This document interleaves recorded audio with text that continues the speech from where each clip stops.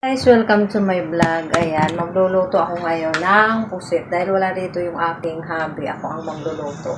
Try natin guys, kasi hindi ako marunong magluto. Sinat lang niya ako. Sabi niya, magpakulo daw ako ng gata. Pigain ko muna yung purong gata. Ayan, ito yung gata guys. Tapos yung pusit. Guys, ayan. Nahiwa na ng anak ko. Ayan. 4 na peraso itong pusit. Ayan o. Nililiitan ng gusto.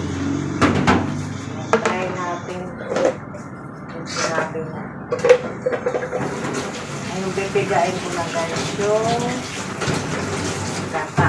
So ayan guys, nakapiga na ako ng first time ko ngayon magluluto ng pusit.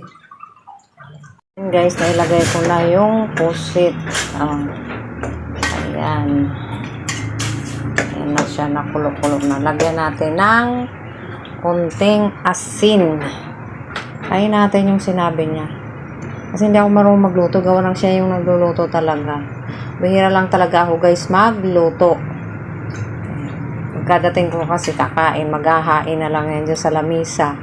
Ako ay, yan, cellphone lang. Ayan.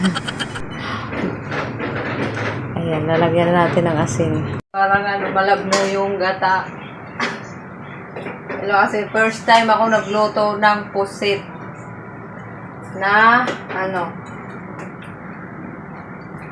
adobo sa gata daw ang tawag dito. Tikman natin. Ayan, parang medyo malat-talat na kalalagay ng asin. Lagyan natin ng konting panimpla. Para medyo masarap. Masarap. Pwede na. Masarap na. Luto na ang pusit guys. Ayan o. Ayan, nakaluto na ako guys. Kain na to. For the first time, nakapagluto ako ng pusit. Adobo sa gata. Yummy.